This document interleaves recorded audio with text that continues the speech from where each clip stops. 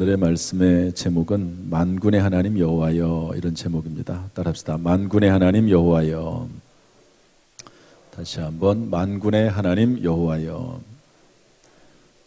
오늘 말씀에 보면 시편 기자는 하나님을 만군의 하나님 여호와여 이렇게 부르고 있습니다. 오늘 그러면서 이제 기도하는 내용이거든요. 오늘 본문의 말씀은 중간에 짧게 읽었지만 전체 내용이 다 기도입니다. 그런데 기도하기 전에 하나님에 대해서 호칭하기를 만군의 하나님 여호와여 이렇게 호칭한 것이죠. 물론 예수님께서는 주기도문에서 하나님에 대한 호칭을 하늘에 계신 우리 아버지여 이렇게 호칭하면서 기도하라고도 알려주기도 하셨습니다. 그런데 이제 구약 성경에 이 말씀에 보면 만군의 하나님 여호와여 이렇게 호칭하면서 기도했는데 그 호칭의 의미를 좀 살펴보면서 우리가 하나님을 어떻게 인식해야 될지, 우리가 믿는 하나님이 어떤 하나님이신지 또 다른 면에서도 살펴보는 시간을 삼으려고 합니다. 만군의라고 하는 말은 히브리어 체바오트 이런 의미인데요. 이렇게 불려지는데 아주 강력한 힘을 가진 자 이런 뜻입니다. 물론 만군이니까 천군 천사를 의미한다고도 볼 수 있습니다. 그런데 이 천군 천사를 가지고 있기 때문에 아주 강력한 힘을 가진 분이다 이런 의미가 되겠죠. 그래서 영어 성경인 NIV에서는 이 단어를 Almighty라고 썼습니다. Almighty God 이렇게 썼거든요. 그러니까 전능하다는 말이거든요. Almighty는. 그러니까 만군의 하나님 이 말은 전능하신 하나님 이런 의미입니다. 따라서 합시다. 전능하신 하나님. 그 다음에 이제 이 하나님이라고 하는 말은 그냥 우리가 하나님이지 뭐 이렇게 지나갈 수 있는 말이지만 그렇지만 우리나라에 하나님이라고 하는 단어가 없었습니다. 처음에 이 하나님이란 말이 어떻게 생기게 됐느냐? 구약 성경에는 이 하나님을 엘로힘이라고 썼습니다. 히브리어죠. 신약 성경에서는 헬라어인데 데오스라고 썼습니다. 똑같은 하나님입니다. 영어로는 God입니다. God, God라고 하는 God. 그런데 이 God을 해석할 때, 이 엘로힘이나 데오스를 해석할 때, 그렇다고 우리가 하나님을 부를 때 God이라고 부를 수는 없잖아요. 그러니까 우리의 언어로 하나님의 이름을, 하나님을 우리가 불러야 되는데 그러면서 우리는 개신교에서는 하나님이라고 했습니다. 그 의미는 뭘까요? 한 분이시다. 모든 신들이라고 불리는 신들이 있지만 한 분이시다라고 하는 의미로 하나님 이렇게 썼습니다. 그런데 천주교에서는 그것보다도 하늘에 계시다라고 하는 의미로 해서 하느님 이렇게 이름을 붙였습니다. 물론 이제 천주교에서는 천주라고도 말을 하긴 하지만 하느님이죠. 천주교에서 우리는 하나님입니다. 그런데 이 원어에 의해서 볼 때 어떤 의미인가? 여러분 엘로힘이 이제 하나님에 대해서 처음 쓰여진 단어인데 능력과 권세 면에서 또 존재에 있어서 유일무이하시다라고 하는 의미가 이 엘로힘입니다. 유일무이. 그러니까 결국 이 엘로힘에 대한 데오스에 대한 가장 적합한 표현은 하나님이라고 볼 수 있습니다. 이렇게 볼 때 개신교에서 기독교에서 표현한 이 하나님이란 단어가 가장 적합하다고 볼 수가 있습니다. 어쨌든 하나님이라고 하는 말은 유일무이하다. 오직 한 분뿐이시다. 세상에 있는 신이라고 불리는 이름들이 많이 있지만 다 그것은 하나님의 피조물에 불과하고 창조주 오직 하나님 한 분이시다라고 하는 의미로 하나님, 엘로힘, 데오스, 갓 이런 단어를 쓰는 것이죠. 그리고 나서 만군의 하나님 여호와라고 하는 말이 나옵니다. 여호와 이것은 히브리어에서 따온 말인데요. 이것을 조금 더 정확히 표현하면 야훼입니다. 따라합시다. 야훼. 그런데 야훼라고 하는 말이 요즘은 뭐 이제 성경을 통해서 다 쓰고 있지만 이 당시에 구약 시대에는 야훼라는 말을 함부로 쓰지 못했습니다. 왜? 이 하나님의 이름인데, 야훼는 하나님의 이름입니다. 이 하나님은 우리가 이제 한국말로 하나님을 부르는 호칭이고, 원래 하나님의 이름, 성경에 나와 있는, 구약 성경에 나와 있는 하나님의 이름은 야훼입니다. 너무 거룩하고 존귀하기 때문에 이 하나님의 이름을 함부로 부르지 못했습니다. 그래서 모세오경이나 이런 하나님의 이름이 나오면 그 하나님의 이름을, 야훼 하나님 이름을 부르지 못하고 그냥 눈으로만 보고 지나갔습니다. 그래서 어느 순간에는 일반인들은 이 야훼라고 하는 하나님의 이름을 잊어버릴 정도로 그렇게 거룩하게 하나님의 이름을 대했습니다. 지금 코로나 시대에 이 하나님의 이름과 교회 이름이 망령되이 불려지는 것을 볼 때마다 참 안타깝게 생각을 합니다. 출애굽기 20장에 보면 10계명에 대한 내용이 나오는데 그 세 번째 계명이 뭡니까? 하나님의 이름을 망령되이 부르지 말라 그랬거든요. 여러분, 하나님의 이름을 막 함부로 부르고 교회를 함부로 호칭하고 그리고 성도들에 대해서 욕하고 이런 것들은 사실은 저주스러운 일들입니다. 성경에 의해서 보면 저주스러운 일이죠. 뭐 몰라서 그럴 수도 있지만, 그러나 혹시 어떤 목적을 가지고 교회를 해치기 위해서 어떤 정치적인 목적을 가지고 만약에 그렇게 한다고 하면, 악의적으로 한다고 하면 여러분, 그것은 저주스러운 일이다 하는 것을 우리가 알아야 됩니다. 어쨌든 이렇게 보면은요, 만군의 하나님 여호와라고 하는 말은 뭐냐면, 만군의, 이 말은 전능하신 하나님 오직 한 분이시다. 여호와여, 이것은 하나님의 이름인데 스스로 계신 자. 출애굽기 3장 14절 15절에 보면 스스로 계신 자. 이 스스로 계신 자 의미는 어떤 의미냐면 모든 존재를 존재케 하시는 분, 이런 의미를 가지고 있습니다. 따라합시다. 모든 존재를 존재케 하시는 분. 여러분, 여기 보면은 이렇게 많은 물건들이 있죠. 또 이 건물이 있습니다. 이 건물 중에서 단 하나라도 사람이 만들지 않은 게 없습니다. 다 사람이 건축한 것이죠. 여기 예쁘게 되어 있는 이 꽃꽂이도 지난 주간에 바쁜 중에 설날 기간에도 꽃꽂이 팀이 나와가지고 만들었습니다. 그러니까 존재하는 거죠. 그러면 최초의 인간은 어떻게 만들어졌을까? 최초의 이 우주 만물은 어떻게 만들어졌을까라고 할 때 그 모든 존재를 존재케 하시는 분, 창조주 하나님, 그것이 야훼 하나님의 의미입니다. 따라서 이 만군의 하나님 여호와, 그 말은 뭐냐? 만군의 하나님, 그 말은 하늘과 땅의 모든 존재를 존재케 하시고 다스리시고 주관하시는 전능하고 유일하신 하나님, 이런 의미가 되는 것이죠. 그래서 시편 기자는 그런 하나님 앞에 기도한 것입니다. 여러분, 만군의 하나님 여호와가 시편 기자의 하나님이시지만 바로 저와 여러분의 하나님이신 줄로 믿습니다.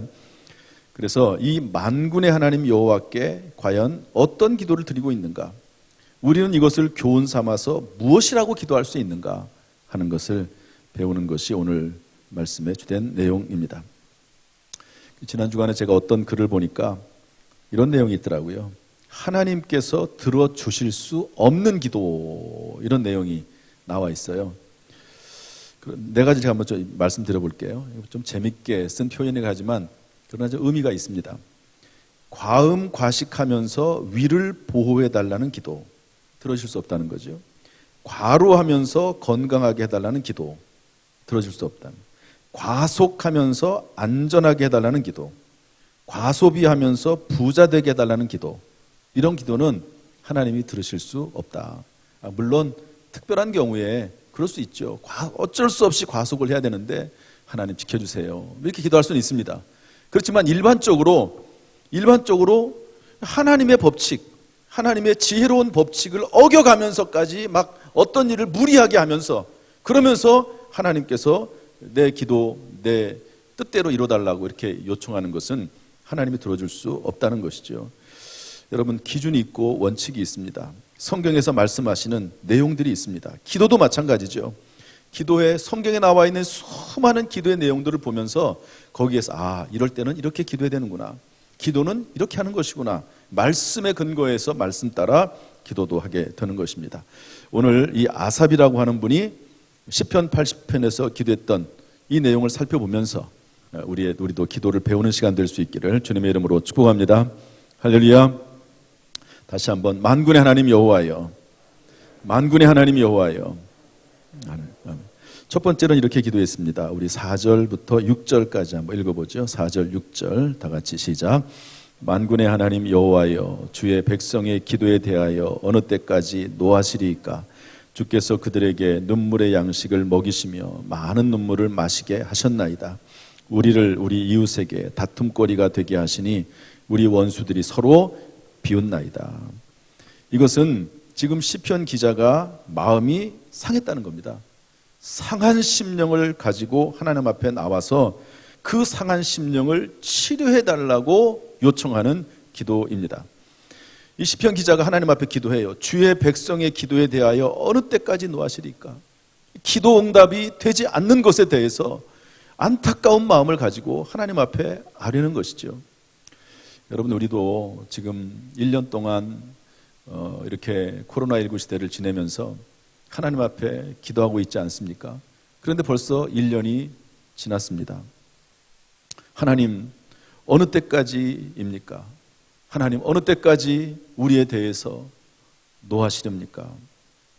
5절 말씀 보니까 우리가 이 일로 인해서 눈물의 양식을 먹고 있습니다. 많은 눈물을 흘리고 있습니다.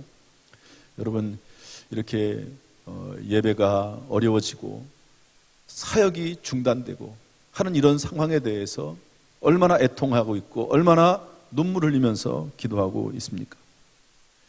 또 6절에 보니까 우리를 우리 이웃에게, 여기서 우리 이웃은 이방인을 말합니다. 다툼거리가 되게 하시니 우리 원수들이 서로 비웃나이다. 지금 그러지 않습니까? 얼마나 조롱 삼아서 기독교를 얘기하고 있고 교회를 얘기하고 있고, 그것이 얼마나 하나님을 비방하고 망령되이 부르는 것이 얼마나 저주스러운지를 모르고 그냥 마구잡이로 하고 있습니다. 이러한 때에 시편 기자는 하나님 앞에 나와서 하나님, 우리를 치료해 주세요. 우리의 상한 심령을 치료해 주세요. 그렇게 하고 기도하고 있습니다. 여러분, 우리가 정말로 심령이 상해야 될 것은 여러 가지 일상이 불편해지는 것, 그런 것도 있지만 하나님 앞에 나와서 마음껏 찬송하지 못하고 기도하지 못하고 예배드리지 못하고 하는 이것이 우리에게 상한 심령이 되어야 되는 것이고, 그리고 하나님 앞에 나와서 간절히 기도해야 되는 그런 내용이라고 여겨집니다. 무엇보다도 만군의 하나님 여호와 앞에 나와서 여러분, 우리의 상한 심령을 치료해달라고 기도하는 저 여러분 될 수 있기를 주님의 이름으로 축복합니다. 혹시 어떤 문제가 있다 할지라도 가장 중요한 것은 하나님 앞에 가져오는 것이 중요합니다.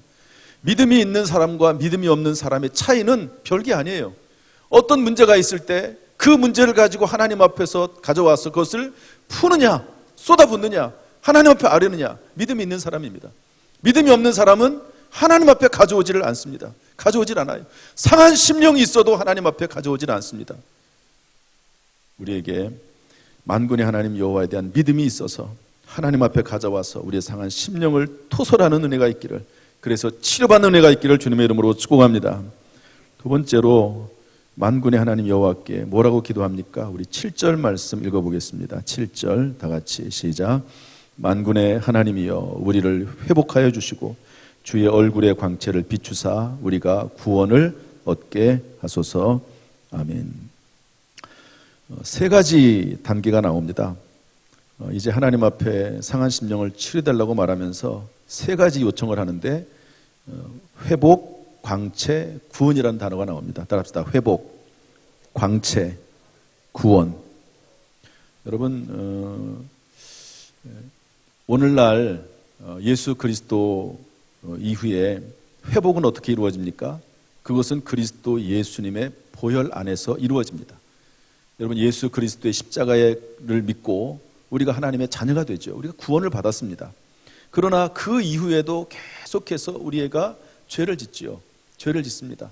큰 죄가 됐든 작은 죄가 됐든 허물과 죄를 짓지 않습니까? 성령이 충만한 사람은 작은 죄를 가지고 있어도 그 죄책감이 큽니다. 그런데 성령이 충만하지 않고 말씀이 충만하지 않으면 큰 죄를 짓고도 죄책감이 없습니다. 믿음이 있는 사람과 믿음이 없는 사람, 성령이 있는 사람과 성령이 없는 사람의 차이라고 볼 수가 있는 것이죠. 그래서 순간순간마다 우리는 매일매일 세수를 하듯 매일매일 목욕을 해도 매일매일 세수를 해야 되지 않습니까? 안경을 닦아도 하루에 몇 번씩 또 안경을 닦듯이 우리가 예수 그리스도 보혈 안에서 회개하면서 날마다 우리는 회복을 경험해야 되는 것이죠. 이게 첫 번째 단계입니다. 기도할 때 항상 우리는 회개에 대한 기도를 해야 돼요. 저도 아침 새벽기도 나와서 또 밤에 성전에 나와서 매일매일 기도합니다. 그러면 제일 먼저 그리고 가장 많은 시간을 할애하는 게 뭐냐? 매일매일 하루에 2번씩 기도하면서 무슨 회개할 거리가 그렇게 많겠습니까마는 하나님 앞에 매일매일 회개하는 거죠. 그러면서 내 심령을 회복하는 그런 과정으로 삼는 것입니다. 이렇게 회복을 한 다음에 보혈 안에서 회복하고 그 다음에는 광채입니다. 이것은 성령의 각양 좋은 은사와 선물들이 임하는 것이죠. 예수 그리스도의 십자가의 보혈로 말미암아 죄 씻음 받고 예수의 피로 죄 씻음 받았습니다 라고 고백하면서 죄 씻음 받고 그 위에 빈 마음 가운데 성령의 은사와 선물들이 임하는 것이죠. 어떤 글에 보니까 이런 글이 있더라고요. 기도의 우선순위 이렇게 써 있습니다. 저는 우선순위라기보다도 기도의 등급 이렇게 표현하고 싶은데 3순위는 뭐냐? 3등급인데 하나님 앞에 무엇을 달라고 하는 기도, 물론 당연히 해야 되지만 이것은 3등급 3순위 기도다. 2순위가 있는데 그건 뭐냐면 하나님의 뜻을 더 잘 순종하게 해달라고 기도하는 게 2순위 2등급 기도다. 그러면 1순위 1등급 기도는 뭐냐? 하나님의 선한 뜻을 알기 위해서 기도하는 것이 1등급 기도다. 이렇게 기록을 했습니다. 참 우리에게 주는 의미가 크다고 생각을 합니다. 그런데 이렇게 하나님 앞에 기도하는 가운데 하나님의 선한 뜻을 알고 더 잘 순종하기를 원하는데 그렇게 하려면 어떻게 됩니까? 성령의 은사와 성령이 임해야 되는 것이죠. 마치 아기 예수님을 만나고 아기 예수님에게 경배했던 시므온처럼 늘 성령에 충만했더니 성령의 임재가심이 있고 어느 순간 성령께서 지시하시고 그 다음에 성령께서 감동하셔서 성전에 가서 아기 예수님을 만나서 아기 예수님을 향해서 그 부모들을 축복하는 그런 내용이 있는 것을 볼 수가 있습니다. 그러므로 하나님, 만군의 하나님 여호와 우리를 회복시켜 주세요.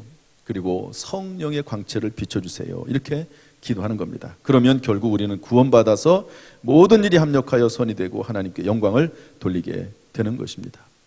사랑하는 성도 여러분, 만군의 하나님 여호와가 저와 여러분의 하나님이신 줄로 믿습니다. 이 하나님 앞에 회복과 광채와 구원을 구하는 가운데 하나님의 응답이 있기를 주님의 이름으로 축복합니다. 세 번째로 뭐라고 기도합니까? 우리 14절, 15절 말씀 읽어보겠습니다. 14절, 15절 시작. 만군의 하나님이여 구하옵나니 돌아오소서. 하늘에서 굽어보시고 이 포도나무를 돌보소서. 주의 오른손으로 심으신 줄기요 주를 위하여 힘있게 하신 가지니이다. 아멘. 시편 기자는 자기 자신을 포도나무로 표현하고 있습니다.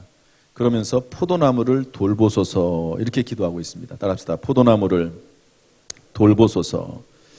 여러분 포도나무를 한번 연상해 보시죠. 포도나무는 줄기가 가늘게 되어 있습니다. 그리고 휘어져 있고요. 꾸불꾸불하고 엉켜 있습니다. 그래서 보통 이 포도나무를 비유할 때 우리 성도들로 비유하거든요.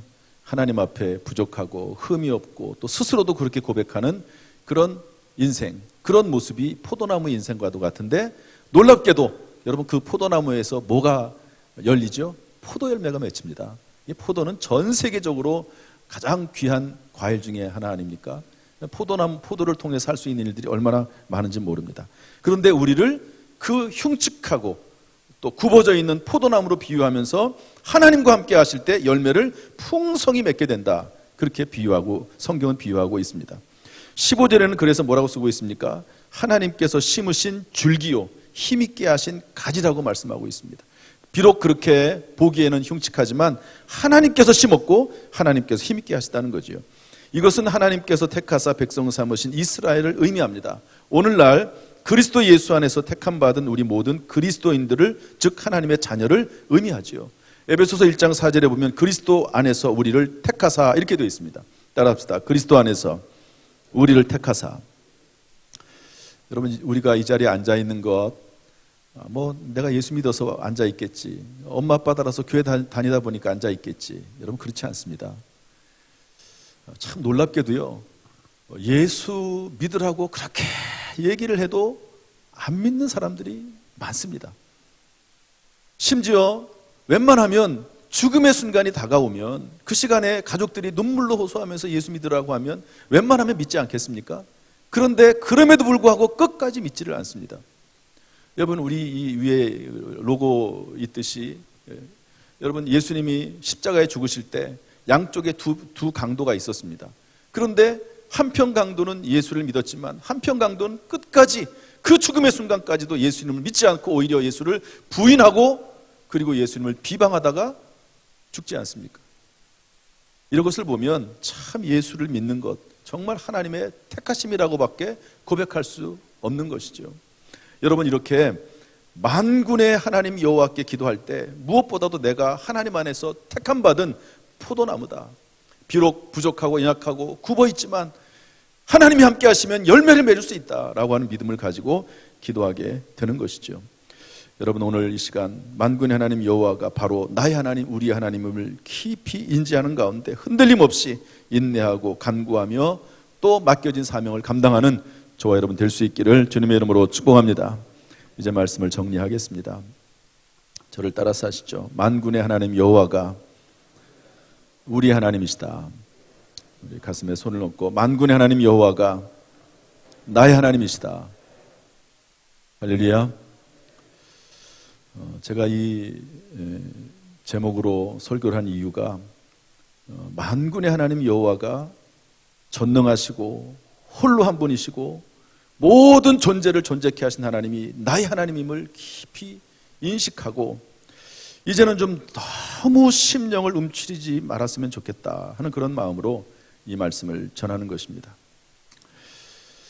그래서 하나님의 능력과 지혜를 구하는 가운데 예배와 하나님의 사역이 회복됐으면 좋겠다 그런 마음으로 이 말씀을 전합니다. 지난 주일 세류교회 이영국 목사님 말씀을 전했습니다.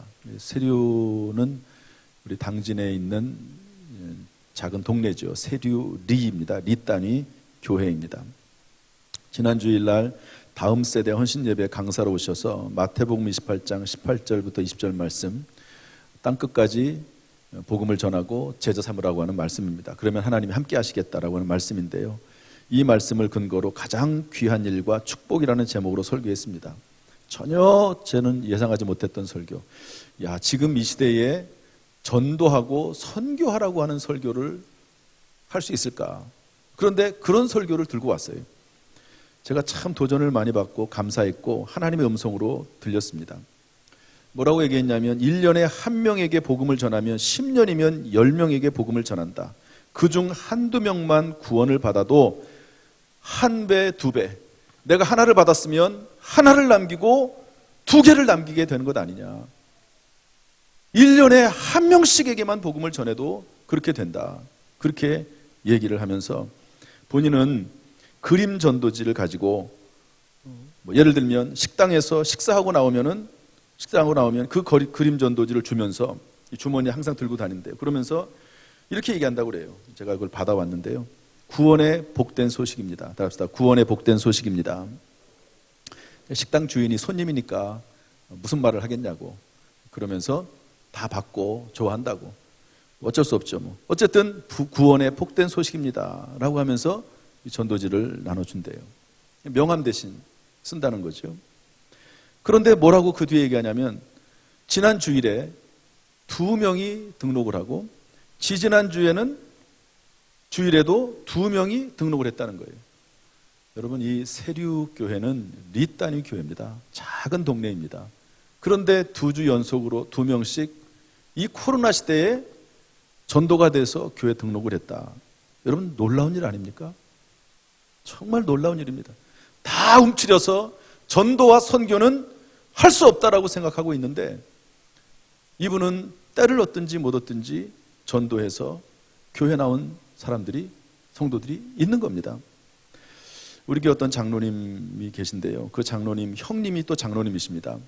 퇴임 후에 취직을 했는데 면접을 할 때 교회 장로라고 얘기를 했더니 그것이 신뢰가 돼서 뽑혔다. 그런 얘기를 전해 주시더라고요.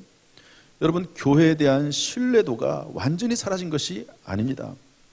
어떤 사람들이 악한 목적을 가지고 글을 쓸 수는 있을지 모르지만 기독교는 여전히 선한 일을 행하고 있고 교회는 여전히 하나님 앞에 온전한 일을 하기 위해서 지금도 거룩하게 살려고 애를 쓰고 있습니다. 따라서 꼭 해야 할 것도 못해서는 안 된다고 봅니다. 물론 맹목적에는 돼서는 안 되겠지만 지혜롭게 해야 되겠지만 꼭 해야 될 일도 못해서는 안 되는 것이죠. 제가 지금 왜 이런 말씀을 드리냐면 지금까지는 지혜가 교회가 대처하는 기준이었어요. 저는 그렇게 판단하고 지금까지 왔습니다. 1년 동안. 지혜롭게 해야지. 그런데 이제는요, 지혜의 기준으로 대처하던 때가 믿음의 사항으로, 믿음의 기준으로 대처해야 될 때가 됐다고 저는 봅니다. 왜냐하면 이제는 완전히 믿음도 잃어버린 것 같아요. 아무리 말을 해도, 그리고 하나님 앞에 예배하고 사역을 해야 된다고 얘기를 해도 너무 마음이 움츠러져서 아예 움직일 생각을 하지 않는 그런 때가 됐습니다. 이것은 지혜의 문제가 아니고 이제는 믿음의 문제까지 내려왔다고 저는 봅니다. 이제는 어떻게 지혜롭게 할 것이냐? 이게 문제가 아니고 믿음이 있느냐 없느냐, 도대체 하나님 앞에서. 북한 사람들은 목숨을 걸고 예배를 드리고 있는데 지금까지 한국 교회가 6.25를 거치고 일제시대를 거치면서 목숨을 걸고 교회를 지켜왔는데 지금은요, 그 믿음마저도 우리가 점검을 해야 될 때가 된 게 아닌가. 이제는 지금까지는 지혜 문제로 대처를 했다면 이제는 믿음의 문제로 대처해야 될 때가 아닌가, 그런 마음이 드는 겁니다. 방역본부에서 이렇게 얘기를 했어요. 교회가 감염자들이 있긴 하지만 예배 자체로는 감염이 되지 않았다. 예배 자체로는 다 방역 잘하고 마스크 쓰고 손 소독하고 예배 자체로는 감염되지 않았다. 예배 후에 식사를 하거나 또 작은 공간에서 어떤 활동을 할 때 그때 감염이 된 거지 예배 자체로는 문제가 없다. 그렇게 발표를 했습니다.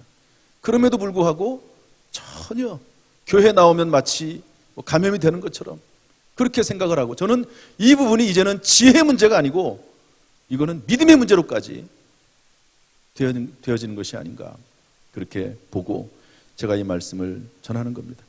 그리고 계기는 그 이영국 목사님의 설교죠. 이분이 그럼에도 불구하고 때를 얻든지 못 얻든지 사역을 감당하는 이 말씀이 저에게는 하나님의 음성으로 들린 것입니다. 이분이 뭐라고 얘기를 했냐면, 우리가 하나님께서 귀하게 여기시는 일에 집중할 때 하나님께서는 우리를 책임져 주신다. 하나님이 기뻐하시는 일에 우리가 집중할 때 하나님은 우리의 삶 가운데 함께 하신다. 이런 말씀을 전했습니다. 여러분, 만군의 하나님 여호와가 우리의 하나님이심을 여러분 마음속에 깨달으시고 하나님 앞에 지혜롭게 행하시되 믿음 안에서 행하는 저 여러분 될 수 있기를 주님의 이름으로 축원합니다.